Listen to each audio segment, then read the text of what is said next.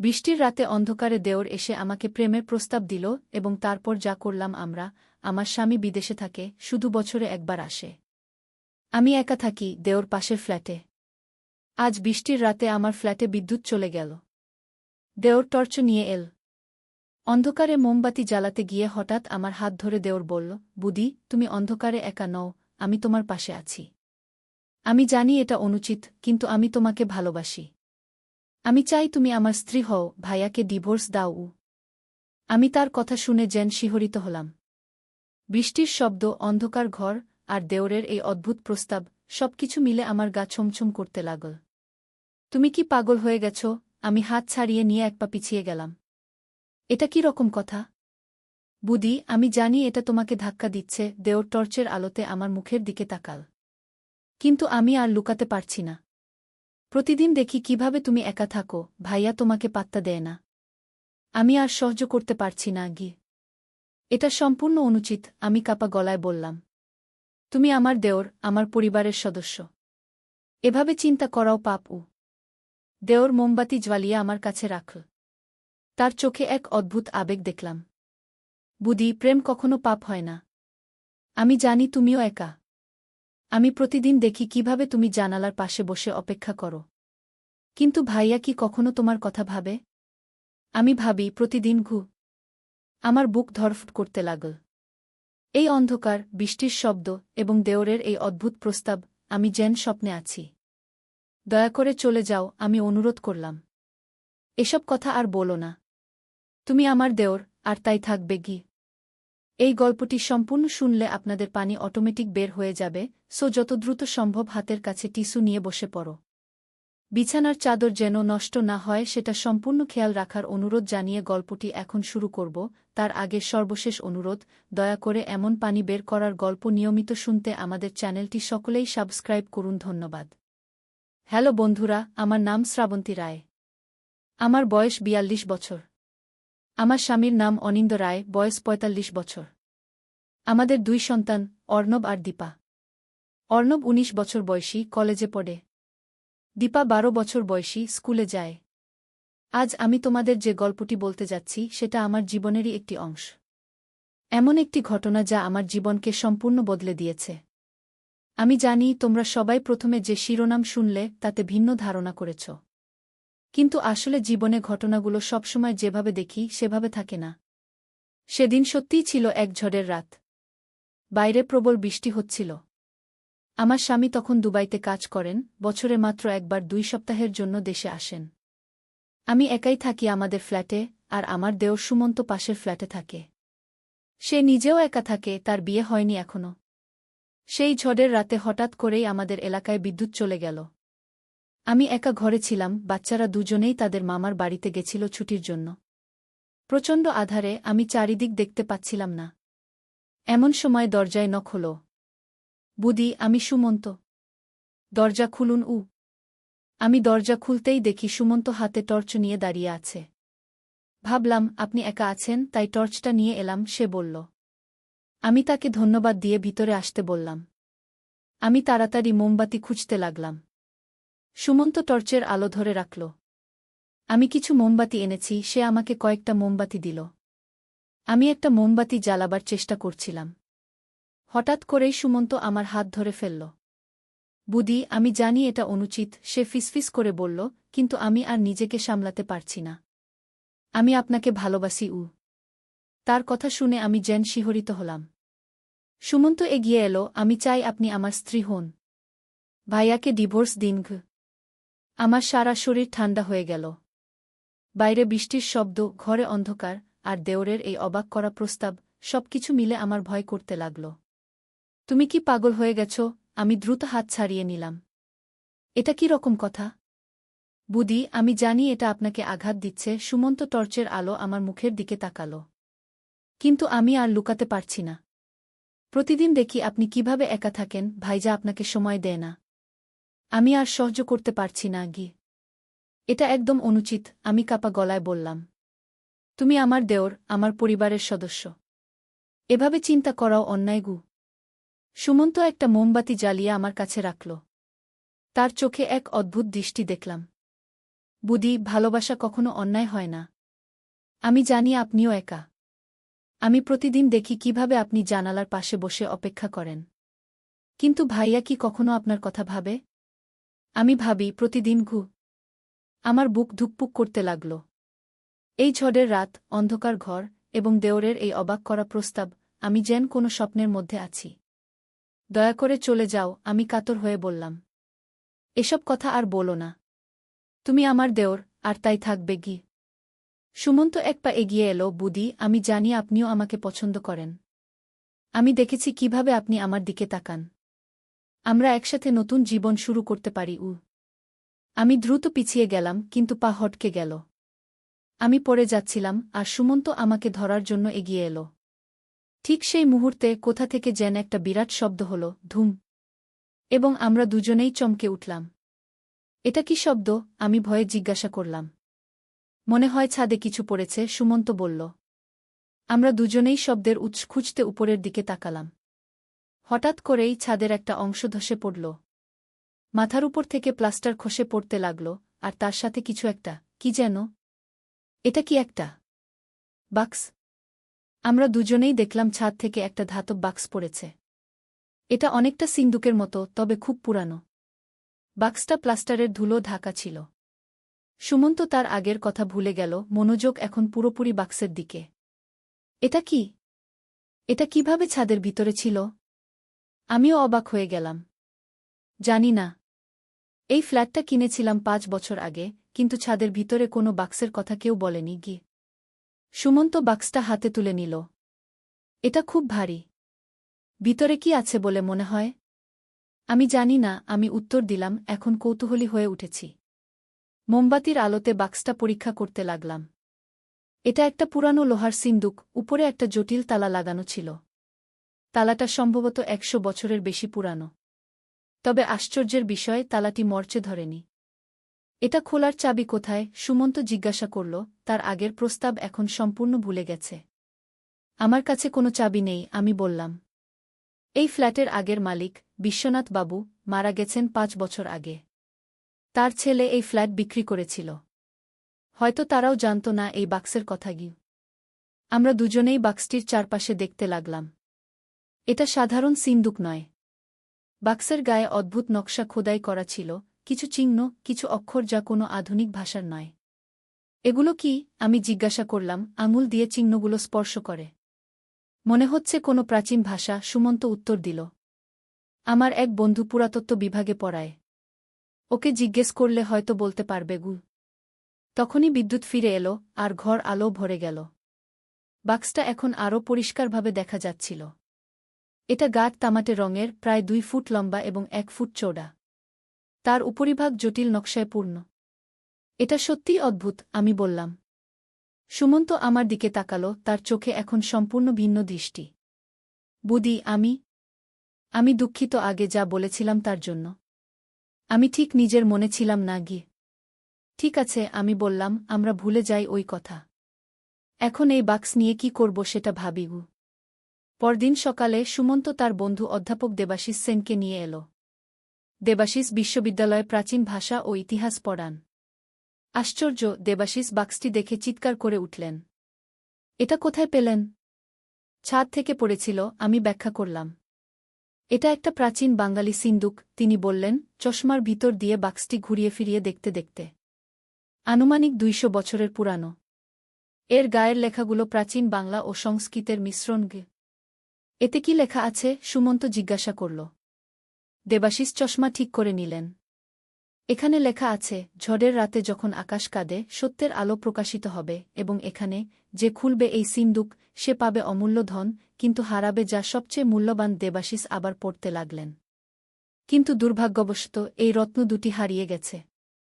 আমার সারা জীবনের গবেষণা থেকে আমি বিশ্বাস করি যে রত্ন দুটি আজও কোথাও আছে, এবং এই কাগজের রোলে আমি সেই রত্নের সন্ধানে যাওয়ার পথনির্দেশ দিয়েছি। এই মূর্তি এবং রত্ন দুটি মিলিত হলে প্রাচীন জ্ঞানের এক অমূল্য ভাণ্ডার উন্মোচিত হবে।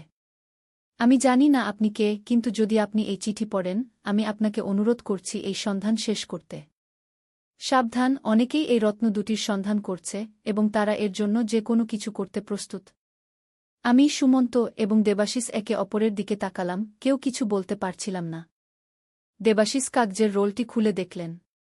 সেখানে একটি মানচিত্র আঁকা ছিল, সম্ভবত উত্তর বাংলার কোনো এলাকার। এটা ময়নামতি অঞ্চলের একটি প্রাচীন মানচিত্র মনে হচ্ছে, দেবাশিস বললেন। এখানে কিছু চিহ্ন দেওয়া আছে, আর এই দুটি স্থান বিশেষভাবে চিহ্নিত করা হয়েছে। এর মানে কি আমরা একটি প্রাচীন গুপ্তধনের সন্ধান পেয়েছি? সুমন্ত উত্তেজিত হয়ে জিজ্ঞাসা করল। দেবাশিস মাথা নাড়লেন। হতে পারে। কিন্তু এটা শুধু গুপ্তধন নয়। চন্দ্রমণি দেবীর কিংবদন্তি সম্পর্কে আমি পড়েছি। কথিত আছে তার মূর্তির চোখে থাকা রত্ন দুটি ছিল জ্ঞানমণি, এমন রত্ন যা প্রাচীন জ্ঞান ও রহস্য প্রকাশ করতে পারে। কি এসব কি সত্যি? আমি সন্দেহ প্রকাশ করলাম। পুরাতত্ত্বে কিংবদন্তি ও সত্যের মধ্যে সীমারেখা প্রায় অস্পষ্ট, দেবাশিস বললেন। কিন্তু বিশ্বনাথ চক্রবর্তী ছিলেন একজন বিখ্যাত ও সম্মানিত পণ্ডিত। তিনি যদি এতে বিশ্বাস করতেন তাহলে কিছু সত্যতা থাকতেই পারে। আমরা কি করব এখন? সুমন্ত জিজ্ঞাসা করল। দেবাশিস চিন্তিতভাবে বললেন, একটা বিষয় আমাকে ভাবাচ্ছে। বিশ্বনাথ বাবু লিখেছেন অনেকেই এই রত্ন দুটির সন্ধান করছে। কিন্তু এটা প্রায় ১০০ বছর আগের কথা। আজও কি কেউ এই রত্নের সন্ধান করছে? জেন তার কথার উত্তরে হঠাৎ দরজায় জোরে নক হল। আমি দরজা খুলতেই দেখলাম দুজন অচেনা লোক দাঁড়িয়ে আছে, একজন স্যুট পরা মধ্যবয়সী পুরুষ এবং একজন তরুণী, যার চোখে কালো চশমা। শ্রাবন্তী রায়? স্যুট পরা লোকটি জিজ্ঞাসা করল। হ্যাঁ, আমি উত্তর দিলাম, অবাক হয়ে। আমার নাম অর্ণব ঘোষ, আর এ হল আমার সহকর্মী ঈশিতা সেন, লোকটি পরিচয় করিয়ে দিল। আমরা প্রাচ্য গবেষণা সংস্থা থেকে এসেছি। আমরা জানতে পেরেছি আপনারা একটি প্রাচীন সিন্দুক আবিষ্কার করেছেন। আমি বিস্মিত হয়ে সুমন্ত আর দেবাশিসের দিকে তাকালাম। আপনারা কিভাবে জানলেন? ঈশিতা হাসল। আমাদের সংস্থা প্রাচীন বাংলার ইতিহাস ও সংস্কৃতি নিয়ে গবেষণা করে। আমরা বহু বছর ধরে বিশ্বনাথ চক্রবর্তীর সিন্দুকের সন্ধান করছি। আজ সকালে আমরা খবর পেলাম যে এই এলাকায় একটি প্রাচীন সিন্দুক পাওয়া গেছে। কার কাছ থেকে খবর পেলেন? সুমন্ত সন্দেহজনকভাবে জিজ্ঞাসা করল। অর্ণব এবং ঈশিতা একে অপরের দিকে তাকাল। সেটা গুরুত্বপূর্ণ নয়, অর্ণব বলল। আমরা চাই আপনারা আমাদের সাথে সহযোগিতা করুন। এই আবিষ্কার অত্যন্ত গুরুত্বপূর্ণ প্রাচীন বাংলার ইতিহাসের জন্য। আমরা কি করতে পারি আপনাদের জন্য? আমি জিজ্ঞাসা করলাম। আমরা চাই আপনারা আমাদের সিন্দুকটি দেখাতে, ঈশিতা বলল। এবং এর ভিতরে যা কিছু পেয়েছেন। দেবাশিস উঠে দাঁড়ালেন। আমি দেবাশিস সেন, ঢাকা বিশ্ববিদ্যালয়ের ইতিহাস বিভাগের অধ্যাপক। আপনাদের সংস্থার কথা আমি আগে শুনিনি। আপনাদের কি কোনো পরিচয়পত্র আছে? অর্ণব তার পকেট থেকে একটা কার্ড বের করল। অবশ্যই, এটা আমার পরিচয়পত্র। দেবাশিস কার্ডটি পরীক্ষা করলেন। ঠিক আছে, দেখি সব ঠিক আছে। তবে বুঝতেই পারছেন, এটা একটি গুরুত্বপূর্ণ ঐতিহাসিক আবিষ্কার। আমরা এটি সম্পর্কে আরও গবেষণা করতে চাই। প্রথমে। অবশ্যই, অর্ণব মাথা নাড়ল। কিন্তু আমাদের সংস্থা সরকারি অনুমোদিত। আমরা এ ধরনের আবিষ্কারের জন্য বিশেষ অনুমতি রাখি। আমি অনিশ্চিত ছিলাম। এই দুজন লোক হঠাৎ করে আসার ব্যাপারটা আমার কাছে সন্দেহজনক মনে হচ্ছিল। কিন্তু তাদের কার্ড ও পরিচয়পত্র সব ঠিক বলে মনে হচ্ছিল। আমরা আপনাদের সিন্দুকটি দেখাতে পারি, আমি বললাম, কিন্তু এর সামগ্রী সম্পর্কে আমরা এখনও গবেষণা করছি। অবশ্যই, ঈশিতা মাথা নাড়ল। আমি তাদের সিন্দুকটি দেখালাম, কিন্তু মূর্তি, চিঠি এবং মানচিত্রের কথা উল্লেখ করলাম না। কেবল বললাম যে এটি একটি প্রাচীন সিন্দুক যা আমরা ছাদ থেকে পেয়েছি। অর্ণব ও ঈশিতা সিন্দুকটি পরীক্ষা করলেন। এটা খুব মূল্যবান, অর্ণব বলল। আমরা এটি আমাদের সংস্থায় নিয়ে যেতে চাই, যেখানে আমরা এটি পুঙ্খানুপুঙ্খ পরীক্ষা করতে পারব। না, দেবাশিস দৃঢ়তার সাথে বললেন। আমি দুঃখিত, কিন্তু এটি এখনই সম্ভব নয়। আমি আগে বিশ্ববিদ্যালয়ের প্রত্নতত্ত্ব বিভাগের সাথে আলোচনা করতে চাই। অর্ণব ও ঈশিতার মুখ পরিবর্তন হয়ে গেল। দেখুন, অর্ণব এবার কঠিন স্বরে বলল, আমরা এই সিন্দুক নিয়ে যাব। এটা আমাদের গবেষণার জন্য অত্যন্ত গুরুত্বপূর্ণ। আর যদি আমরা না দিই? সুমন্ত প্রশ্ন করল। ঈশিতা তার ব্যাগ থেকে একটি কাগজ বের করল। তাহলে আমাদের এই আদেশনামা ব্যবহার করতে হবে। এটি আমাদের সংস্থাকে এ ধরনের প্রাচীন সামগ্রী জব্দ করার অধিকার দেয়া। দেবাশিস কাগজটি নিয়ে পড়লেন। এটা আসল বলে মনে হচ্ছে, তিনি বিটবিট করলেন। কিন্তু আমি এখনও বিশ্বাস করি আমাদের অধিকার আছে এটি আরও পরীক্ষা করার। আপনাদের 2-4 ঘন্টা সময় দিচ্ছি, অর্ণব বলল। কাল আমরা আবার আসব। আশা করি তখন আপনারা সহযোগিতা করবেন। তারা চলে যাওয়ার পর আমরা 3 জন একত্রিত হলাম। আমার এদের ব্যাপারে সন্দেহ হচ্ছে, সুমন্ত বলল। কিভাবে এরা জানল আমরা সিন্দুক পেয়েছি? আমারও সন্দেহ হচ্ছে, দেবাশিস বললেন। আমি প্রাচ্য গবেষণা সংস্থা নামে কোনো সংস্থার কথা শুনিনি। এবং তাদের কার্ড ও কাগজপত্র যথেষ্ট আসল মনে হলেও কিছু জিনিস ঠিক লাগছে না। তাহলে আমরা কি করব? আমি জিজ্ঞাসা করলাম। দেবাশিস চিঠি, মূর্তি এবং মানচিত্রের দিকে তাকালেন। আমার মনে হয় আমাদের এই সব জিনিস নিরাপদ জায়গা রাখতে হবে। আর সিন্দুক সম্পর্কে আরও তথ্য সংগ্রহ করতে হবে। আমরা যদি মানচিত্রে উল্লিখিত স্থানে যাই, সুমন্ত প্রস্তাব দিল। হয়তো সেখানে আমরা আরও তথ্য পেতে পারি। এটা ঝুঁকিপূর্ণ হতে পারে, আমি বললাম। বিশেষ করে যদি সত্যিই কেউ এই রত্নের খোঁজে থাকে। দেবাশিস মানচিত্রটি আবার দেখলেন। এই চিহ্নিত স্থানটি উত্তর বাংলার ময়নামতি অঞ্চলে। এটা ঢাকা থেকে খুব দূরে নয়। যদি আমরা যাই, সাবধানে পরিকল্পনা করতে হবে। আমার মনে হঠাৎ একটা চিন্তা এলো। আমার স্বামী অনিন্দ আগামী সপ্তাহে দুবাই থেকে ফিরছে। তিনি এলে হয়তো আমরা সবাই একসাথে যেতে পারি। তাহলে আরও নিরাপদ হবে। সেটা ভালো প্রস্তাব, দেবাশিস বললেন।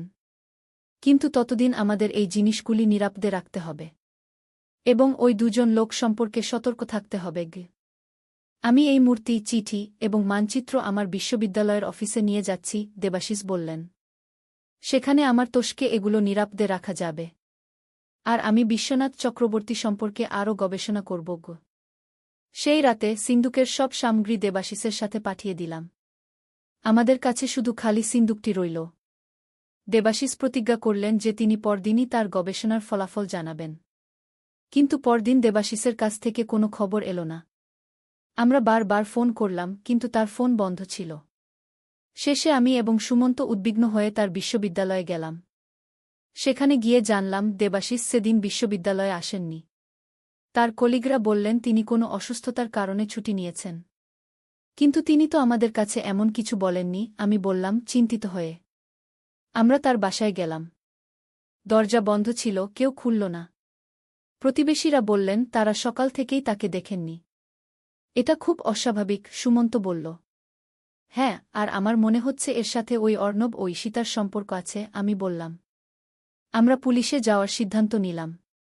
কিন্তু পুলিশ স্টেশনে পৌঁছানোর আগেই আমার মোবাইলে একটি অদ্ভুত নম্বর থেকে ফোন এলো। হ্যালো, আমি উত্তর দিলাম।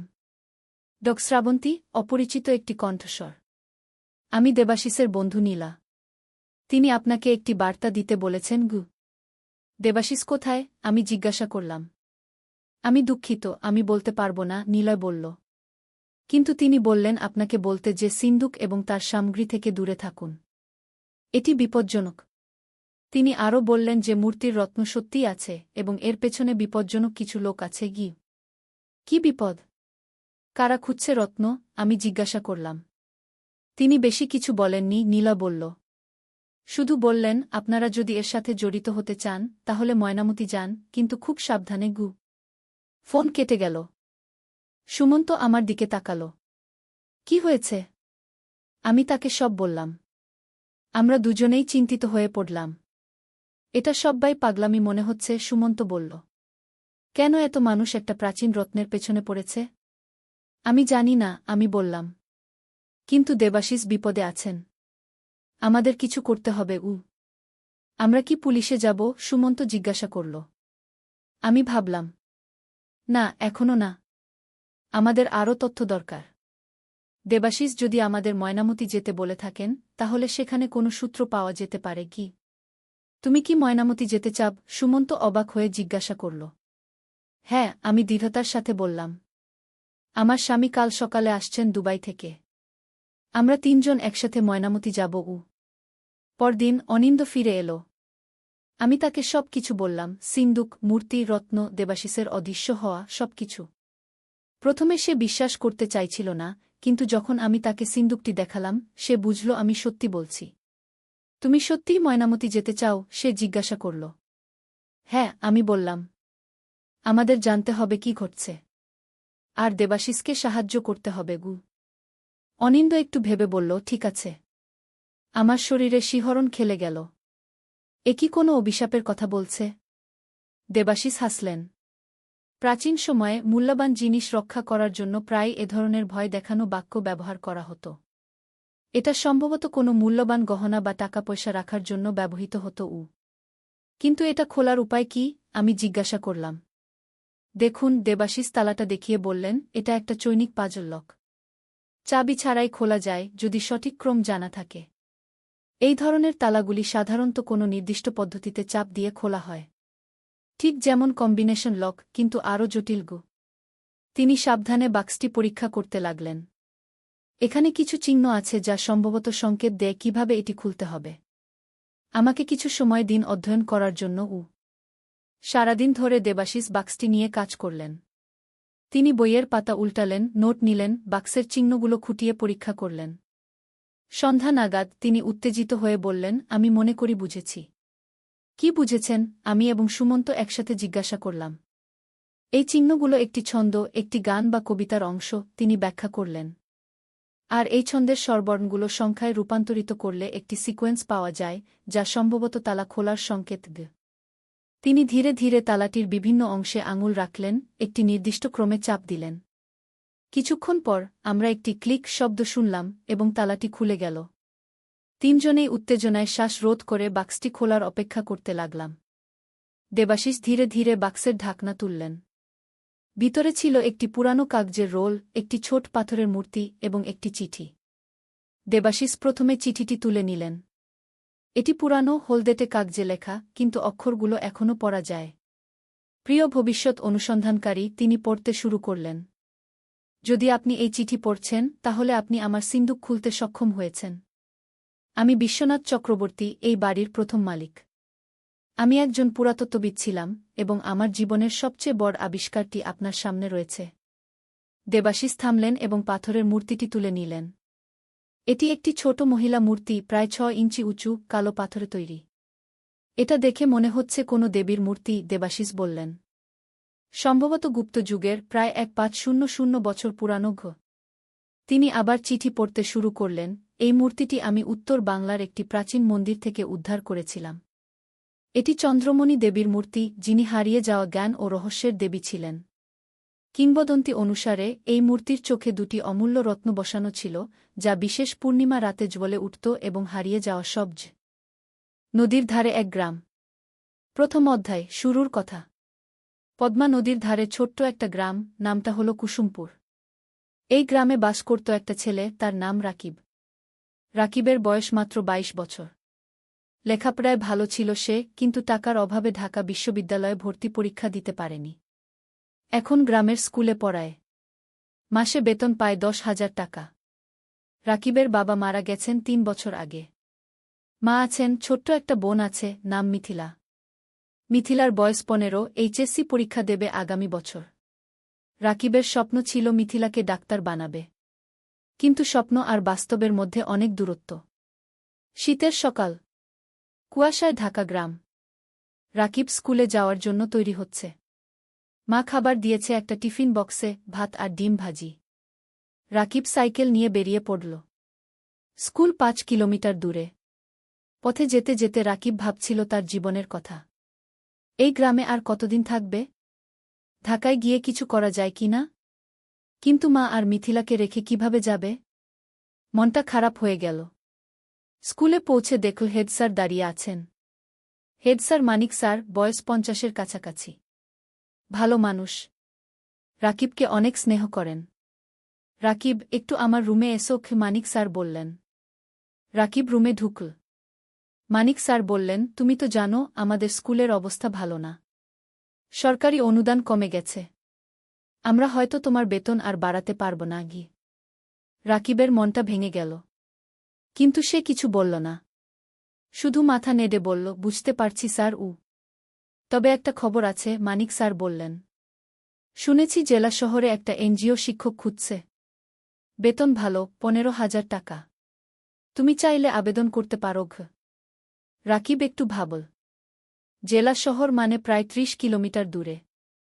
রোজ যাওয়া আসা করা মুশকিল। থাকতে হবে সেখানে। স্যার, আমি ভেবে দেখি, রাকিব বলল। ক্লাস শুরু হল। রাকিব বাচ্চাদের বাংলা পড়াচ্ছে। ছোট্ট ছোট্ট মুখ, সবাই মন দিয়ে শুনছে। রাকিব ভাবল, এই বাচ্চাদের ছেড়ে কিভাবে যাবে? স্কুল ছুটির পর রাকিব বাড়ি ফিরল। মা রান্না করছে, মিথিলা পড়াশোনা করছে। রাকিব মাকে বলল এনজিওর কথা। মা চুপ করে রইল কিছুক্ষণ। তারপর বলল, ভাই তুমি যা ভালো মনে করো তাই করো, আমরা সামলে নেব। কিন্তু রাকিব দেখল মায়ের চোখে পানি। দ্বিতীয় অধ্যায়, নতুন সিদ্ধান্ত। সেই রাতে রাকিব ঘুমাতে পারল না। বারবার একই চিন্তা মাথায় আসছে। কি করবে? এখানে থাকবে নাকি নতুন জায়গায় যাবে? পরদিন শুক্রবার, ছুটির দিন। রাকিব সকালে উঠে নদীর ধারে গেল। পদ্মা নদী। শীতকালে পানি কমে যায়, বালুর চর জেগে ওঠে। রাকিব একটা চরের উপর বসল। দূরে মাছ ধরা নৌকা দেখা যাচ্ছে। রাকিব ছোটবেলার কথা ভাবল। বাবা জীবিত ছিলেন তখন। বাবাও মাছ ধরতেন। একদিন নৌকা উল্টে গিয়ে বাবা ডুবে মারা যান। সেদিন থেকে রাকিবের জীবন বদলে গেল। লেখাপড়া ছেড়ে দিতে হল। মাকে সাহায্য করতে হল। হঠাৎ কেউ পেছন থেকে ডাকল, রাকিব ভাই। রাকিব ফিরে তাকাল। দেখল তার বন্ধু সাজিদ দাঁড়িয়ে আছে। সাজিদ ঢাকায় থাকে, প্রাইভেট কোম্পানিতে চাকরি করে। গ্রামে এসেছে ঈদের ছুটিতে। সাজিদ, কবে এলি? রাকিব খুশি হল। গতকাল এলাম। তোর খোঁজেই এসেছিলাম। সাজিদ পাশে বসল। দুই বন্ধু অনেকক্ষণ গল্প করল। সাজিদ বলল তার চাকরির কথা, ঢাকার জীবনযাপনের কথা। রাকিব শুনল চুপচাপ। তারপর সাজিদ জিজ্ঞেস করল, তুই এই গ্রামে আর কতদিন পড়ে থাকবি? ঢাকায় চলে আয় না, আমি তোকে চাকরি খুঁজে দেবগু। রাকিব মাথা নাড়ল। মা আর মিথিলাকে রেখে কিভাবে যাব? ওদেরকে নিয়ে আয়। ঢাকায় ভাড়া বাসায় থাকবি, সাজিদ বলল। তোকে তো জানি। ঢাকায় এক রুম ভাড়া নিতে কত টাকা লাগে? আমার সামর্থ্য আছে। রাকিব তিক্ত হাসল। সাজিদ কিছু বলল না। সে জানে রাকিবের সমস্যা। দুপুরে রাকিব বাড়ি ফিরল। মা খাবার দিয়েছে, ভাত, ডাল আর একটা মাছ। রাকিব খেতে খেতে ভাবছিল, জীবনটা কেন এত কঠিন? খাওয়ার পর মিথিলা এল। ভাইয়া, আমার পরীক্ষার ফি দিতে হবে। 5,000 টাকা গু। রাকিবের মাথায় হাত। এই মাসে বেতন পাবে 10,000 টাকা। তার মধ্যে বাড়ি ভাড়া 3,000, মায়ের ওষুধ 2,000, খরচপাতি 3,000। পরীক্ষার ফি দেবে কোথা থেকে? চিন্তা করিস না, ব্যবস্থা হবে কি, রাকিব বলল। কিন্তু ব্যবস্থা হবে কিভাবে? রাকিব জানে না। সেই রাতে রাকিব মন স্থির করল। সে জেলা শহরে এনজিওর চাকরির জন্য আবেদন করবে। 15,000 টাকা হলে অনেক কিছু করা যাবে। তৃতীয় অধ্যায়, নতুন পথ। সোমবার সকালে রাকিব জেলা শহরে গেল। এনজিওর অফিস খুঁজে পেল। একটা 3তলা বিল্ডিং। ভেতরে ঢুকে নাম লিখল রিসেপশনে। কিছুক্ষণ পর ডাক পড়ল। একটা রুমে ঢুকল রাকিব। দেখল একজন ভদ্রমহিলা বসে আছেন। বয়স 40-এর কাছাকাছি। হাসি মুখ। বসুন। আপনার নাম? মহিলা জিজ্ঞেস করলেন। রাকিব। রাকিব হোসেন। আপনার সার্টিফিকেট? রাকিব ব্যাগ থেকে সার্টিফিকেট বের করে দিল। মহিলা দেখলেন। আপনি গ্রামে পড়ান? মহিলা জিজ্ঞেস করলেন। জি মাম। 3 বছর ধরে। ভালো। আমরা গ্রামের স্কুলে কাজ করি। আপনার অভিজ্ঞতা কাজে লাগবে গু। মহিলা আরও কিছু প্রশ্ন করলেন। রাকিব উত্তর দিল। তারপর মহিলা বললেন, ঠিক আছে, আমরা আপনাকে জানাব। 1 সপ্তাহের মধ্যে ফোন করব। রাকিব বের হয়ে এল। মনটা একটু হালকা লাগল। হয়তো চাকরি হবে। কিন্তু সমস্যা হলো অন্য জায়গা। রাকিব গ্রামে ফিরে দেখল মা অসুস্থ হয়ে পড়েছে। জ্বর হয়েছে। ডাক্তার ডেকে আনতে হল। ডাক্তার ওষুধ লিখে দিল। ওষুধের দাম 1,000 টাকা। রাকিবের পকেটে 5 টাকা ছিল। বাকি 5 টাকা ধার করতে হল পাশের বাড়ির কাকার কাছে। মা শুয়ে শুয়ে বলল, ভাই তুমি জেলা শহরে চাকরি নিও না, আমরা এখানে থাকি গু। না মা, তোমার চিকিৎসার জন্য টাকা লাগবে। মিথিলার পড়াশোনার জন্য টাকা লাগবে। আমাকে ভালো চাকরি করতে হবে, রাকিব বলল। পরের সপ্তাহে রাকিবের ফোন এল। এনজিও থেকে চাকরি হয়েছে, পরের মাস থেকে জয়েন করতে হবে। রাকিব খুশি হল, কিন্তু সাথে সাথে চিন্তাও হল। জেলা শহরে থাকবে কোথায়? বাসা ভাড়া নিতে হবে। সেই টাকা কোথায়? রাকিব মানিক স্যারের কাছে গেল, সব বলল। মানিক স্যার শুনলেন, তারপর বললেন, তুমি চিন্তা করো না, আমার জেলা শহরে একটা ছোট্ট ফ্ল্যাট আছে, খালি পড়ে আছে, তুমি সেখানে থাকতে পারো। প্রথম 3 মাস ভাড়া লাগবে না আগে। রাকিবের চোখে পানি এল। স্যার, আপনি তুমি ভালো ছেলে, তোমার উন্নতি হোক এটাই চাই। মানিক স্যার হাসলেন। রাকিব স্যারের পা ছুঁয়ে সালাম করল। চতুর্থ অধ্যায়, জেলা শহরে নতুন জীবন। পরের মাসের প্রথম দিনে রাকিব জেলা শহরে চলে এল। মা আর মিথিলা গ্রামে রইল। রাকিব ঠিক করল সপ্তাহে একদিন গ্রামে যাবে। মানিক স্যারের ফ্ল্যাট ছোট্ট কিন্তু পরিষ্কার। একটা রুম, একটা রান্নাঘর, একটা বাথরুম। রাকিব নিজের জিনিসপত্র গুছিয়ে রাখল। পরদিন এনজিও অফিসে গেল। কাজ শুরু হল। রাকিবকে দায়িত্ব দেওয়া হল 5টা গ্রামের স্কুল দেখাশোনা করার। সপ্তাহে 3 দিন স্কুলে যেতে হবে, বাকি দিন অফিসে। প্রথম দিন রাকিব একটা গ্রামে গেল। স্কুলটা খুবই খারাপ অবস্থায়। ছাদ দিয়ে পানি পড়ে, বেঞ্চ ভাঙা, শিক্ষক মাত্র 2 জন, ছাত্রছাত্রী প্রায় 150। রাকিব শিক্ষকদের সাথে কথা বলল।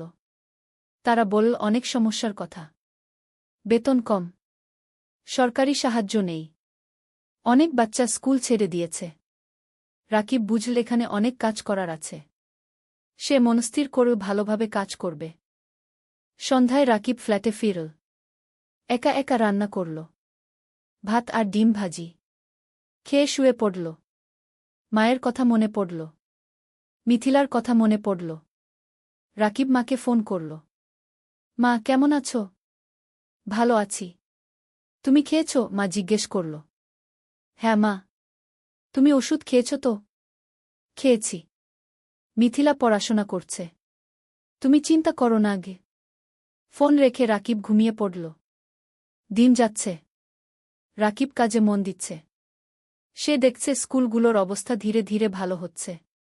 এনজিও থেকে সাহায্য আসছে। নতুন বেঞ্চ এসেছে। ছাদ মেরামত হয়েছে। শিক্ষকদের ট্রেনিং দেওয়া হচ্ছে। রাকিব খুশি। তার মনে হচ্ছে সে কিছু ভালো কাজ করছে। 3 মাস পর রাকিব প্রথম বেতন পেল। 15,000 টাকা। রাকিব সাথে সাথে 10,000 টাকা মাকে পাঠিয়ে দিল। বাকি 5,000 টাকা দিয়ে নিজের খরচ চালাবে। মা ফোন করে কাঁদল। ভাই, তুমি এত টাকা পাঠালে তোমার কি হবে? মা, তুমি চিন্তা করো না, আমার হয়ে যাবে। তুমি ভালো থাকো গো। রাকিবের মনে হল জীবনে প্রথমবার সে কিছু করতে পারছে। পঞ্চম অধ্যায়, নতুন বন্ধুত্ব। এনজিও অফিসে রাকিবের সহকর্মী অনেক। তার মধ্যে একজন মেয়ে আছে, নাম তানিয়া। তানিয়া ঢাকা থেকে এসেছে। লেখাপড়া করেছে ঢাকা বিশ্ববিদ্যালয়ে। খুব মেধাবী, কিন্তু গ্রামের মানুষের জন্য কাজ করতে চায়। তাই এনজিওতে জয়েন করেছে। তানিয়া আর রাকিব প্রায় একসাথে মাঠে কাজ করে। স্কুলে যায়, শিক্ষকদের সাথে কথা বলে, বাচ্চাদের পড়ায়। ধীরে ধীরে তানিয়া আর রাকিবের মধ্যে বন্ধুত্ব হল। তানিয়া রাকিবকে অনেক কিছু শেখায়। কিভাবে প্রজেক্ট প্ল্যান করতে হয়, কিভাবে রিপোর্ট লিখতে হয়, কিভাবে মানুষের সাথে কথা বলতে হয়। রাকিব তানিয়াকে শেখায় গ্রামের জীবন সম্পর্কে, গ্রামের মানুষের সমস্যা সম্পর্কে, কিভাবে তাদের সাহায্য করা যায়। একদিন তানিয়া রাকিবকে জিজ্ঞেস করল, তুমি কি বিয়ে করেছ? রাকিব হেসে বলল, না, বিয়ের কথা ভাবার সময় নেই। এখন পরিবারের দায়িত্ব আছে। তোমার পরিবার কেমন? তানিয়া জিজ্ঞেস করল। রাকিব তার মা আর মিথিলার কথা বলল। বাবার মৃত্যুর কথা বলল। কিভাবে সে সংসার চালাচ্ছে সেই কথা বলল। তানিয়া শুনল চুপচাপ। তারপর বলল, তুমি খুব সাহসী। রাকিব কিছু বলল না, শুধু হাসল। সময় যাচ্ছে। রাকিবের কাজ ভালো হচ্ছে। এনজিও থেকে তাকে প্রশংসা করা হচ্ছে। বেতনও বাড়ল। এখন 17,000 টাকা পায়। রাকিব সপ্তাহে একদিন গ্রামে যায়। মাকে দেখে আসে। মিথিলার পড়াশোনা দেখে দেয়। মিথিলা এখন কলেজে পড়ছে। সে ডাক্তার হতে চায়। একদিন মা রাকিবকে বলল, ভাই, তোর বিয়ের কথা ভাবা উচিত কি? রাকিব হাসল। মা, এখনো সময় আছে। আগে মিথিলাকে প্রতিষ্ঠিত করি কি। কিন্তু তোর বয়স হয়ে যাচ্ছে। আমি চিন্তায় থাকি কি, মা বলল। তুমি চিন্তা করো না মা, সব ঠিক হবে। ষষ্ঠ অধ্যায়, প্রেম আর স্বপ্ন। 1 বছর পার হয়ে গেল। রাকিব এখন এনজিওতে প্রজেক্ট কোঅর্ডিনেটর। বেতন 20,000 টাকা। সে এখন একটা ভাড়া বাসায় থাকে। মাসে ভাড়া 5,000 টাকা। তবু মাকে প্রতি মাসে 12,000 টাকা পাঠায়। মিথিলা খুব ভালো ফলাফল করেছে। সে মেডিকেল কলেজে ভর্তি হতে চায়। কিন্তু ভর্তি পরীক্ষার জন্য কোচিং করতে হবে। কোচিং ফি অনেক। রাকিব চিন্তায় পড়ল। কোথা থেকে টাকা আসবে? তানিয়া বুঝতে পারল রাকিবের সমস্যা। একদিন সে বলল, রাকিব, তুমি কিছু চিন্তিত মনে হচ্ছে কি? রাকিব মিথিলার কথা বলল। তানিয়া বলল, আমি আমার এক বন্ধুকে জানি। সে ঢাকায় মেডিকেল কোচিং সেন্টার চালা। আমি তাকে বলবো। হয়তো কম ফিতে তোমার বোনকে ভর্তি করে নেবে গি। রাকিব অবাক হল। তুমি এত সাহায্য করছো কেন?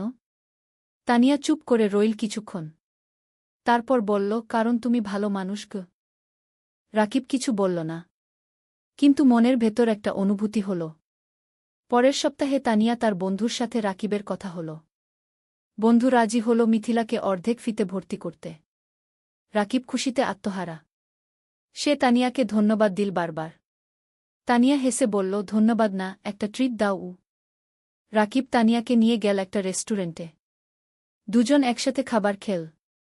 অনেক গল্প করল। হাসল। খাওয়ার পর বাইরে বের হয়ে তানিয়া বলল, রাকিব, আমি তোমাকে একটা কথা বলতে চাই। বলো। তানিয়া একটু থেমে বলল, আমি তোমাকে ভালোবাসি। রাকিব স্তব্ধ হয়ে গেল। কি বলবে বুঝতে পারল না। তানিয়া বলল, আমি জানি এটা হঠাৎ শোনাচ্ছে। কিন্তু 1 বছর ধরে তোমার সাথে কাজ করছি। তোমার চরিত্র, তোমার পরিবারের প্রতি দায়িত্ববোধ, তোমার সততা, সব কিছু দেখেছি। তুমি আমার মনে জায়গা করে নিয়েছ। রাকিব কিছুক্ষণ চুপ করে রইল। তারপর বলল, তানিয়া, আমি জানি না কি বলবো। তুমি ঢাকার মেয়ে, উচ্চশিক্ষিত। আমি একজন সাধারণ গ্রামের ছেলে। আমার পরিবার গরিব। আমার অনেক দায়িত্ব আছে গিউ। তানিয়া রাকিবের হাত ধরল। এগুলো আমার কাছে কোনো সমস্যা নয়। আমি তোমাকে চাই, তোমার টাকা বা স্ট্যাটাস নয় গিউ। রাকিবের চোখে পানি এল। তানিয়া, আমি তোমাকে কিছু দিতে পারব না গি। তুমি আমাকে ভালোবাসা দিতে পারবে। সততা দিতে পারবে। এটাই যথেষ্ট। রাকিব তানিয়ার দিকে তাকাল। তারপর বলল, আমিও তোমাকে ভালোবাসি। কিন্তু ভয় পাচ্ছি।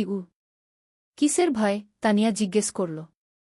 ভয় পাচ্ছি তোমার পরিবার রাজি হবে না। ভয় পাচ্ছি আমি তোমাকে সুখী করতে পারব না গি। তানিয়া হাসল। আমার পরিবার আমাকে বিশ্বাস করে।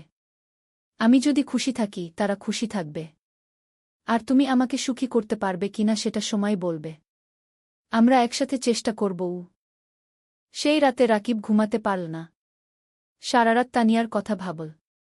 জীবনে প্রথমবার কেউ তাকে এভাবে ভালোবাসল। 7ম অধ্যায়, বাধা আর চ্যালেঞ্জ। পরের সপ্তাহে রাকিব গ্রামে গেল। মাকে সব কথা বলল। তানিয়ার কথা, প্রেমের কথা। মা শুনল চুপচাপ। তারপর বলল, মেয়ে কেমন? খুব ভালো মা। তুমি তাকে দেখলে পছন্দ করবে গি। তার পরিবার রাজি হবে? আমরা তো গরিব, মা চিন্তিত হল। তানিয়া বলেছে তার পরিবার তাকে বিশ্বাস করে। সমস্যা হবে না গি। মিথিলা খুশি হল। ভাইজা, তুমি বিয়ে করছ? আমি ভাবির সাথে দেখা করব। রাকিব হাসল। হ্যাঁ রে, তোকে নিয়ে যাব ঢাকায়।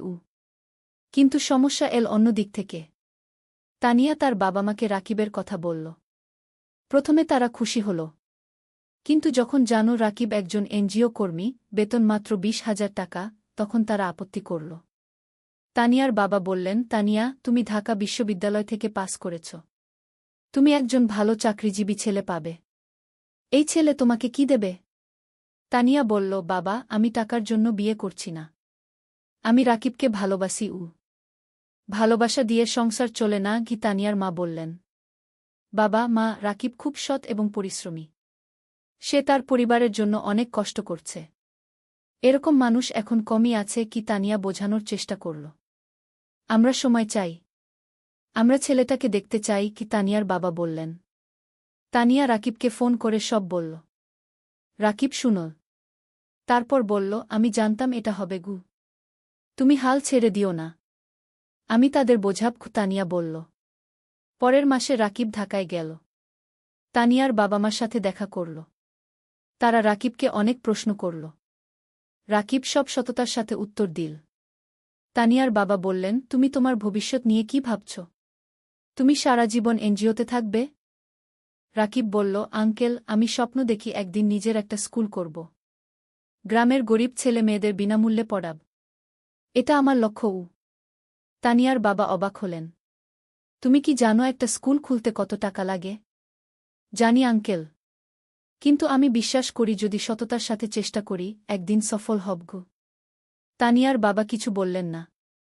কিন্তু রাকিবের চোখে যে আগুন দেখলেন সেটা তাকে ভাবিয়ে তুলল। সেই রাতে তানিয়ার বাবা মা আলোচনা করলেন। তারপর তারা রাজি হলেন। কিন্তু একটা শর্ত দিলেন, রাকিবকে আরও ভালো চাকরি খুঁজতে হবে। রাকিব শর্ত মেনে নিল। অষ্টম অধ্যায়, নতুন সুযোগ। বিয়ের প্রস্তুতি শুরু হল। কিন্তু রাকিব চিন্তায় ছিল। বিয়েতে অনেক খরচ হবে। সেই টাকা কোথায়? তানিয়া বলল, আমরা সিম্পল বিয়ে করব। বেশি খরচ করব না আগে। কিন্তু তানিয়ার পরিবার বড় বিয়ে চায়। অনেক আত্মীয় স্বজন আছে। রাকিব টেনশনে ছিল। তখন মানিক স্যার তাকে ডাকলেন। স্যার বললেন, রাকিব, আমি শুনেছি তোমার বিয়ে হবে। আমি তোমাকে একটা উপহার দিতে চাই। স্যার একটা খাম দিলেন। খামে ছিল 50,000 টাকা। রাকিবের চোখ বড় হয়ে গেল। স্যার, এটা আমি নিতে পারব না গিয়ে। এটা উপহার। তুমি আমার ছাত্রের মতো। তুমি অবশ্যই নেবে। স্যার জোর করলেন। রাকিব স্যারকে জড়িয়ে ধরল। স্যার, আপনি আমার জন্য অনেক কিছু করেছেন গু। তুমি ভালো থাকো। এটাই চাই। এদিকে রাকিবের ভাগ্য ঘুরতে শুরু করল। একদিন এনজিওর ডিরেক্টর রাকিবকে ডাকলেন। বললেন, রাকিব, তোমার কাজ আমরা খুব পছন্দ করেছি। আমরা একটা নতুন প্রজেক্ট শুরু করছি। তুমি প্রজেক্ট ম্যানেজার হবে। বেতন হবে 35,000 টাকা গু। রাকিব বিশ্বাস করতে পারল না। 35,000 টাকা! এত টাকা কখনো কল্পনাও করেনি। স্যার, সত্যি? রাকিব জিজ্ঞেস করল। হ্যাঁ। তুমি যোগ্য। তুমি পারবে কি? ডিরেক্টর বললেন। রাকিব সাথে সাথে তানিয়াকে ফোন করল। তানিয়া খুশিতে চিৎকার করল। সেই সন্ধ্যায় রাকিব মাকে ফোন করল। সব বলল। মা কাঁদতে লাগল। খুশির কান্না। ভাই, আল্লাহ তোমার ভালো করেছে। তুমি অনেক কষ্ট করেছ কি? মা বলল। মা, এখন আমরা ভালো থাকব। মিথিলার পড়াশোনা ভালো হবে। তুমি সুস্থ থাকবে গু। বিয়ের দিন এল। সিম্পল কিন্তু সুন্দর বিয়ে। গ্রাম থেকে মা আর মিথিলা এসেছে। রাকিবের বন্ধুরা এসেছে। এনজিও অফিসের সবাই এসেছে। তানিয়া দেখতে খুব সুন্দর লাগছিল লাল শাড়িতে। রাকিব পাঞ্জাবি পরেছে। বিয়ে হল। সবাই দোয়া করল। আশীর্বাদ করল। রাকিব আর তানিয়া নতুন জীবন শুরু করল। নবম অধ্যায়, স্বপ্ন পূরণের পথে। বিয়ের পর রাকিব আর তানিয়া জেলা শহরে একটা বড় ফ্ল্যাট ভাড়া নিল। 2 বেডরুমের। তারা ঠিক করল মা আর মিথিলাকে নিয়ে আসবে। মা প্রথমে রাজি হল না। বলল, তোমরা নতুন বিয়ে করেছ। আমরা গেলে তোমাদের সমস্যা হবে গি। তানিয়া নিজে গ্রামে গেল। মাকে বলল, মা, আপনি আমার মা। আপনি না থাকলে আমার সংসার অসম্পূর্ণ। মা তানিয়াকে জড়িয়ে ধরল। মা, তুমি খুব ভালো। মা আর মিথিলা জেলা শহরে চলে এল। এখন তারা সবাই একসাথে থাকে। মিথিলা ঢাকায় কোচিং করছে। সে খুব মন দিয়ে পড়ছে। তার লক্ষ্য মেডিকেল কলেজে চান্স পাওয়া। রাকিব নতুন প্রজেক্টে কাজ শুরু করেছে। প্রজেক্টটা খুব বড়। 15টা গ্রামে কাজ করতে হবে। স্কুল, স্বাস্থ্যকেন্দ্র, নারী উন্নয়ন, সব ধরনের কাজ। রাকিব খুব ব্যস্ত হয়ে গেল। সকাল থেকে রাত পর্যন্ত কাজ। কিন্তু সে খুশি। কারণ সে মানুষের উপকার করছে। তানিয়াও কাজ করছে। সেও একটা প্রজেক্টে আছে। তাদের দুজনের মিলে এখন বেতন ৫৫,০০০ টাকা। এত টাকা রাকিব কখনো কল্পনা করেনি। এখন তারা স্বাচ্ছন্দ্যে আছে। মায়ের ভালো চিকিৎসা হচ্ছে। মিথিলার পড়াশোনা ভালো হচ্ছে। রাকিব কিছু টাকা সেভিংসও করছে। একদিন রাকিব তানিয়াকে বলল, তুমি জানো, আমার স্বপ্ন ছিল একটা স্কুল করা গিয়ে। হ্যাঁ, মনে আছে। তুমি এখনও সেই স্বপ্ন দেখো? তানিয়া জিজ্ঞেস করল। হ্যাঁ। আমি ভাবছি আমরা যদি কিছু টাকা সেভ করি, তাহলে হয়তো একদিন একটা ছোট্ট স্কুল খুলতে পারব। তানিয়া হাসল। চলো, আমরা একসাথে এই স্বপ্ন পূরণ করব। দুজনে মিলে প্ল্যান করতে লাগল। কিভাবে টাকা জমাবে? কোথায় স্কুল খুলবে? কিভাবে চালাবে? ১ বছর পর মিথিলা মেডিকেল ভর্তি পরীক্ষা দিল। রেজাল্ট আসল। সে চান্স পেয়েছে সরকারি মেডিকেল কলেজে। পুরো পরিবার খুশিতে আত্মহারা। মা কাঁদল। রাকিব মিথিলাকে জড়িয়ে ধরল। তানিয়া মিষ্টি বিতরণ করল। ভাইয়া, এটা তোমার জন্য। তুমি আমার জন্য সব ত্যাগ করেছ। মিথিলা কাঁদতে কাঁদতে বলল। না রে, এটা তোর নিজের যোগ্যতা। তুই মন দিয়ে পড়েছিস। রাকিব বলল। সেই রাতে রাকিব ছাদে দাঁড়িয়ে আকাশের দিকে তাকাল। তার মনে পড়ল বাবার কথা। বাবা বেঁচে থাকলে কত খুশি হতেন। তানিয়া এসে পাশে দাঁড়াল। কি ভাবছ? বাবার কথা ভাবছি। সেই গরিব দিনগুলোর কথা ভাবছি। আজ আমরা এত দূর এসেছি। হ্যাঁ, আর এটা শুধু শুরু। আমাদের আরও অনেক পথ যেতে হবে। তানিয়া বলল। ১০ম অধ্যায়, চূড়ান্ত স্বপ্ন। ৩ বছর পার হয়ে গেল। রাকিব এখন এনজিওর সিনিয়র প্রজেক্ট ম্যানেজার। বেতন ৫০,০০০ টাকা। Tania project coordinator. বেতন ৪০,০০০ টাকা। মিথিলা এখন মেডিকেল কলেজের ৩য় বর্ষে। সে খুব ভালো পড়ছে। তার লক্ষ্য একজন ভালো ডাক্তার হওয়া এবং গ্রামের মানুষের সেবা করা। মা এখন সুস্থ। তার মুখে হাসি ফিরে এসেছে। রাকিব আর তানিয়া এই ৩ বছরে প্রায় ১০ লক্ষ টাকা সেভ করেছে। এখন তারা ঠিক করেছে স্বপ্নের স্কুল খুলবে। রাকিব গ্রামে গিয়ে একটা জমি কিনে। ২ বিঘা জমি। সেখানে স্কুল করবে। তারা ব্যাংক থেকে লোন নিল। আরও ৫ লক্ষ টাকা। মোট ১৫ লক্ষ টাকা দিয়ে স্কুল তৈরি করা শুরু হল। মানিক স্যার অনেক সাহায্য করলেন। তিনি স্কুলের ডিজাইন করে দিলেন। শিক্ষক খুঁজে দিলেন। ৬ মাস পর স্কুল তৈরি হল। নাম দেওয়া হল আলোর পাঠশালা। স্লোগান, শিক্ষাই আলো, শিক্ষাই মুক্তি। স্কুলে গরিব পরিবারের বাচ্চারা বিনামূল্যে পড়বে। ধনী পরিবারের বাচ্চারা কম ফিতে পড়বে। এই ফি দিয়ে স্কুল চলবে। স্কুল খোলার দিন গ্রামের সব মানুষ এল। জেলা প্রশাসক এলেন উদ্বোধন করতে। মানিক স্যার, এনজিওর ডিরেক্টর, সবাই এলেন। রাকিব মাইকে দাঁড়িয়ে বলল, আমি একসময় খুব গরিব ছিলাম। লেখাপড়া করতে পারিনি ঠিকমতো। কিন্তু আমি হাল ছাড়িনি। আজ আমি এই স্কুল করলাম যাতে গ্রামের কোনো বাচ্চাকে টাকার অভাবে লেখাপড়া ছাড়তে না হয়। সবাই হাততালি দিল। তানিয়া বলল, এই স্কুল শুধু আমার স্বামীর স্বপ্ন নয়, আমার স্বপ্ন। আমরা চাই এই গ্রামের প্রতিটা বাচ্চা শিক্ষিত হোক। আবার হাততালি। স্কুল চালু হল। প্রথম দিন ৫০ জন বাচ্চা ভর্তি হল। দ্বিতীয় মাসে ১০০। তৃতীয় মাসে ২০০। রাকিব আর তানিয়া সপ্তাহে ৩ দিন স্কুলে যায়। বাচ্চাদের পড়ায়। শিক্ষকদের ট্রেনিং দেয়া। স্কুল দেখাশোনা করে। মিথিলা ছুটির দিনে স্কুলে এসে বাচ্চাদের স্বাস্থ্য চেক আপ করে। বিনামূল্যে। মা রান্না করে বাচ্চাদের খাওয়ায়। অনেক বাচ্চা গরিব পরিবার থেকে আসে। তারা দুপুরে খায় না।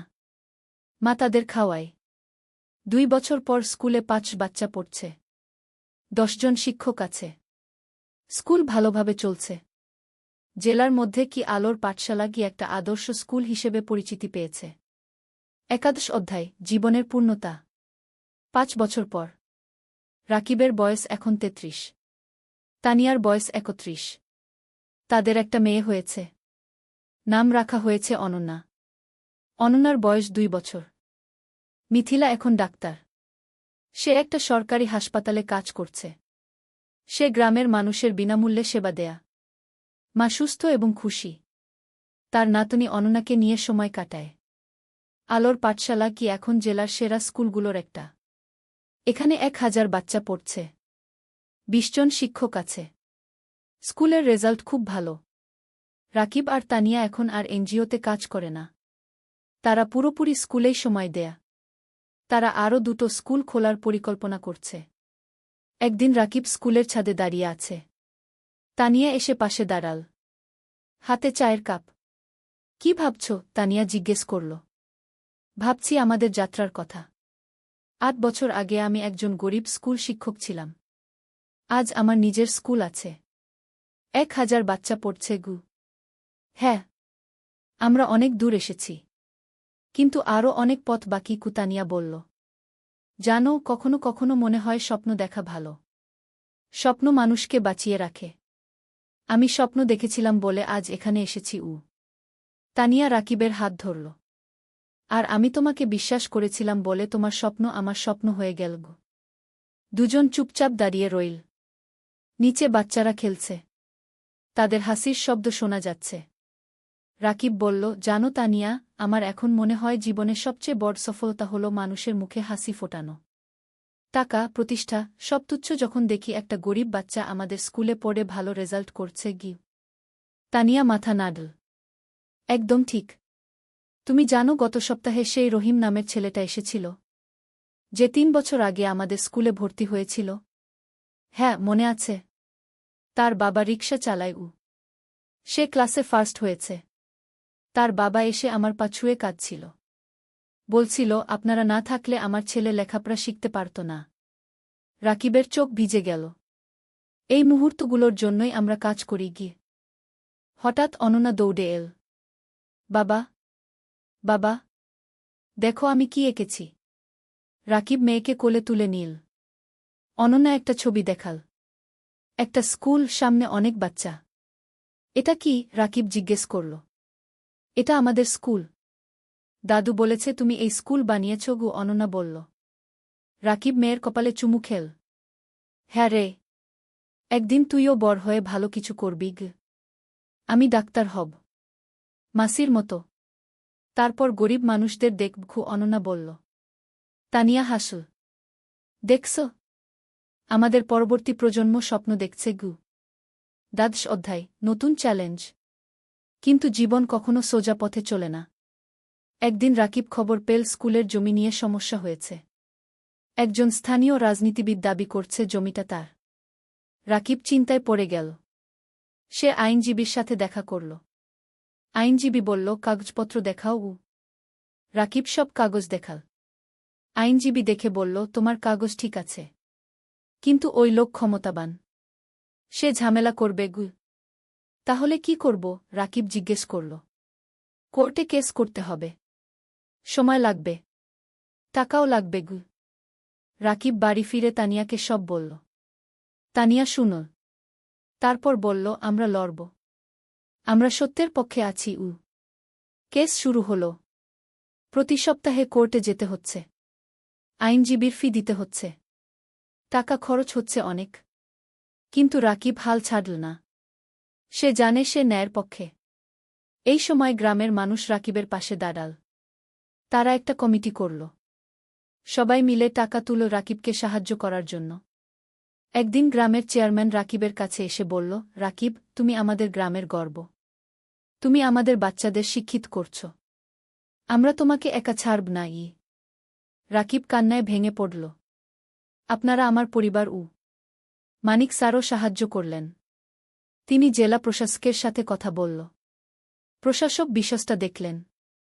6 মাস পর কোর্ট রায় দিল রাকিবের পক্ষে। জমি রাকিবেরই। সেই দিন স্কুলে উৎসব হল। সবাই খুশি। বাচ্চারা নাচল, গাইল। রাকিব মাইকে বলল, আজ আমরা জিতেছি। কিন্তু এটা শুধু আমার জয় নয়, এটা আমাদের সবার জয়। সত্যের জয়। ত্রয়োদশ অধ্যায়, সম্প্রসারণ। কেস জেতার পর রাকিবের আত্মবিশ্বাস বেড়ে গেল। সে ঠিক করল আরও একটা স্কুল খুলবে, পাশের জেলায়। তানিয়া রাজি হল। তারা আবার সেভিংস শুরু করল। এই সময় একটা বড় সুখবর এল। একটা আন্তর্জাতিক এনজিও তাদের স্কুলের কথা শুনেছে। তারা সাহায্য করতে চায়। এনজিওর একজন প্রতিনিধি এলি আলোর পাঠশালাগু দেখতে। সে সব দেখল। শিক্ষকদের সাথে কথা বলল। বাচ্চাদের সাথে কথা বলল। তারপর সে রাকিবকে বলল, আমরা আপনার কাজে মুগ্ধ। আমরা আপনাকে 10 লক্ষ টাকা গ্রান্ট দিতে চাই নতুন স্কুলের জন্য গু। রাকিব বিশ্বাস করতে পারল না। 10 লক্ষ টাকা? সত্যি? রাকিব জিজ্ঞেস করল। হ্যাঁ। আপনি একটা প্রস্তাব লিখে পাঠান। আমরা অনুমোদন করব। রাকিব আর তানিয়া রাত দিন পরিশ্রম করে প্রস্তাব লিখল। পাঠিয়ে দিল। 1 মাস পর অনুমোদন এল। 10 লক্ষ টাকা। রাকিব পাশের জেলায় জমি কিনা। নতুন স্কুল তৈরি শুরু হল। এবার আরও বড় স্কুল। আরও ভালো সুবিধা। মিথিলা বলল, ভাইজা, নতুন স্কুলে একটা হেলথ ক্লিনিক বানাও।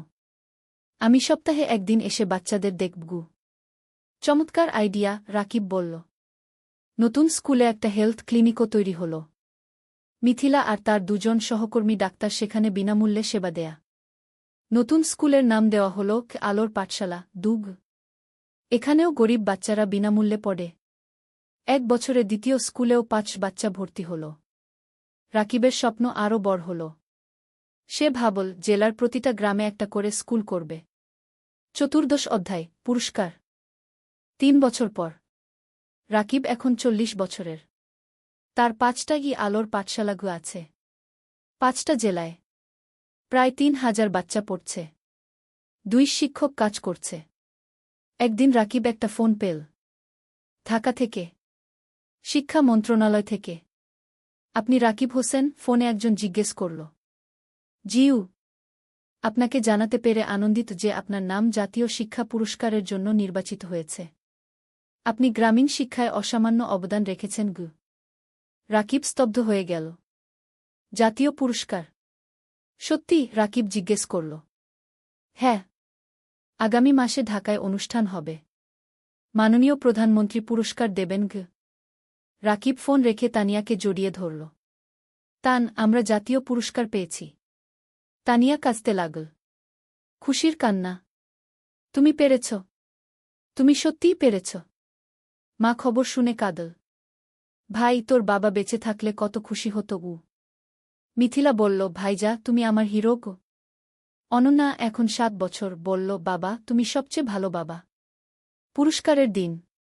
ঢাকা। বঙ্গভবন। রাকিব স্যুট পরেছে। তানিয়া শাড়ি পরেছে। মা, মিথিলা, অনন্যা সবাই গেছে। মানিক স্যারও গেছে। তিনি রাকিবকে বললেন, আমি গর্বিত তোমার শিক্ষক ছিলাম গো। অনুষ্ঠানে অনেক মানুষ। রাকিবের নাম ডাকা হল। সে মঞ্চে উঠল। প্রধানমন্ত্রী তাকে পুরস্কার দিলেন। একটা ক্রেস্ট, একটা সার্টিফিকেট আর 5 লক্ষ টাকা। রাকিব মাইকে দাঁড়িয়ে বলল, আমি একজন সাধারণ গ্রামের ছেলে। আমার বাবা রিকশা চালাতেন। আমি গরিব পরিবার থেকে এসেছি। কিন্তু আমি স্বপ্ন দেখতে ছাড়িনি। আজ আমি এখানে দাঁড়িয়ে বলতে পারি, যে কেউ পারে যদি সে চেষ্টা করে গি। পুরো হল হাততালিতে মুখরিত হল। এই পুরস্কার শুধু আমার নয়। এটা আমার স্ত্রী তানিয়ার, আমার মায়ের, আমার বোন মিথিলার, আমার গুরু মানিক স্যারের, আর আমার সেই সব বাচ্চাদের যারা আলোর পাঠশালায় পড়ছে গু। আবার হাততালি। অনুষ্ঠান শেষ হল। সবাই বাড়ি ফিরল। সেই রাতে রাকিব ব্যালকনিতে দাঁড়িয়ে আকাশের দিকে তাকাল। তার মনে পড়ল সেই দিনের কথা যখন সে পদ্মা নদীর ধারে বসে ভাবছিল জীবন দিয়ে কি করবে। আজ সেই জীবন কত বদলে গেছে। তানিয়া এসে পাশে দাঁড়াল। কি ভাবছ? ভাবছি আমরা কত দূর এসেছি। আর ভাবছি আমাদের এখনো কত কাজ বাকি। হ্যাঁ। আমাদের স্বপ্ন এখনো শেষ হয়নি, তানিয়া বলল। 50 অধ্যায়, উত্তরাধিকার। আরও 5 বছর কেটে গেল। রাকিবের বয়স এখন 45। তার 10টা আলোর পাঠশালাগু আছে। 10টা জেলায়। 6000 বাচ্চা পড়ছে। 4 শিক্ষক কাজ করছে। মিথিলা এখন একজন সফল ডাক্তার। সে নিজের একটা হাসপাতাল খুলেছে। গরিব মানুষদের বিনামূল্যে চিকিৎসা দেয়া। অনন্যা এখন 12 বছর। সে আলোর পাঠশালাতেই পড়ছে। সে খুব মেধাবী। তার স্বপ্ন শিক্ষক হওয়া। বাবার মতো। মা এখন অনেক বয়স্ক। কিন্তু সুস্থ। সে নাতিনাতনীদের নিয়ে সময় কাটায়। হ্যাঁ, রাকিবের এখন 2 সন্তান। অনন্যার পরে একটা ছেলে হয়েছে। নাম অনির্বাণ। বয়স 5 বছর। রাকিব এখন একটা বড় শিক্ষা প্রতিষ্ঠানের প্রতিষ্ঠাতা। তার কাজের স্বীকৃতি সারা দেশে। বিদেশ থেকেও মানুষ আসে তার স্কুল দেখতে। কিন্তু রাকিব এখনও সেই সাধারণ মানুষই আছে। সে নিজে স্কুলে যায়, বাচ্চাদের পড়ায়, তাদের সাথে খেলে। একদিন একজন সাংবাদিক রাকিবকে ইন্টারভিউ করতে এল। সে জিজ্ঞেস করল, আপনার সাফল্যের রহস্য কি? রাকিব হেসে বলল, রহস্য বলে কিছু নেই। শুধু 3টা জিনিস, স্বপ্ন, পরিশ্রম আর সততা। আপনার ভবিষ্যৎ পরিকল্পনা? আরও 20টা স্কুল খুলব, প্রতিটা জেলায়, যাতে কোনো বাচ্চা শিক্ষা থেকে বঞ্চিত না হয়। আপনি কি রাজনীতিতে আসবেন? অনেকে বলছে আপনি দেশের জন্য অনেক করতে পারবেন। রাকিব মাথা নাড়ল। না, আমি শিক্ষক থাকতে চাই। রাজনীতি আমার জায়গা নয়। সাংবাদিক আরও অনেক প্রশ্ন করল।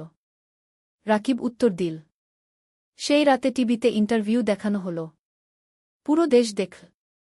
অনেক মানুষ অনুপ্রাণিত হল রাকিবের গল্পে। পরের দিন রাকিবের ফোন বাজতে লাগল। অনেক মানুষ সাহায্য করতে চায়, ডোনেশন দিতে চায়, স্বেচ্ছাসেবক হতে চায়। রাকিব তানিয়াকে বলল, দেখছ, মানুষ ভালো কাজে এগিয়ে আসতে চায়, শুধু সুযোগ দরকার। তানিয়া বলল, হ্যাঁ, আর তুমি সেই সুযোগ তৈরি করেছ। শেষ অধ্যায়, জীবনের অর্থ। আরও 10 বছর পরের ঘটনা। রাকিবের বয়স এখন 55। চুলে পাক ধরেছে, কিন্তু চোখে এখনও সেই আগুন। তার এখন 25টা আলোর পাঠশালাগু আছে। 15,000 বাচ্চা পড়ছে। 1000-এর বেশি শিক্ষক কাজ করছে। মা আর বেঁচে নেই। 3 বছর আগে মারা গেছেন। শান্তিতে। তার শেষ ইচ্ছা ছিল রাকিব যেন তার কাজ চালিয়ে যায়। রাকিব সেই ওয়াদা রেখেছে। মিথিলা এখন একজন প্রতিষ্ঠিত ডাক্তার। তার হাসপাতাল জেলার সেরা হাসপাতাল। সে বিয়ে করেছে একজন ইঞ্জিনিয়রকে। তাদের 2 সন্তান। অনন্যা এখন 22 বছর। সে শিক্ষক হয়েছে। আলোর পাঠশালাতেই পড়ায়। সে বাবার উত্তরসূরি। অনির্বাণ এখন 15 বছর। সে মেডিকেলে পড়তে চায়। মাসির মতো ডাক্তার হতে চায়। রাকিব এখন অনেক কম সময় অফিসে থাকে। বেশিরভাগ সময় বাচ্চাদের সাথে থাকে। গল্প বলে, গান শেখায়, জীবনের পাঠ দেয়। একদিন একটা বাচ্চা রাকিবকে জিজ্ঞেস করল, স্যার, আপনি এত কিছু করলেন কেন?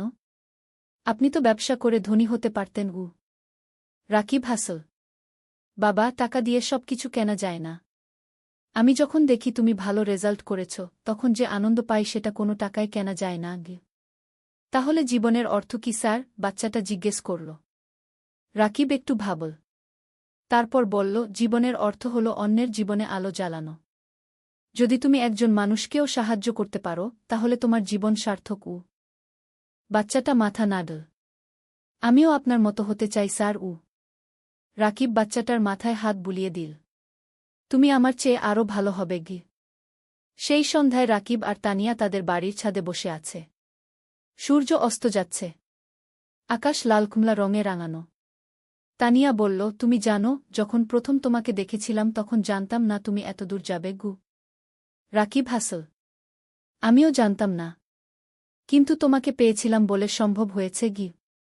না, তুমি পেরেছ তোমার ইচ্ছাশক্তি আর কঠোর পরিশ্রমের কারণে।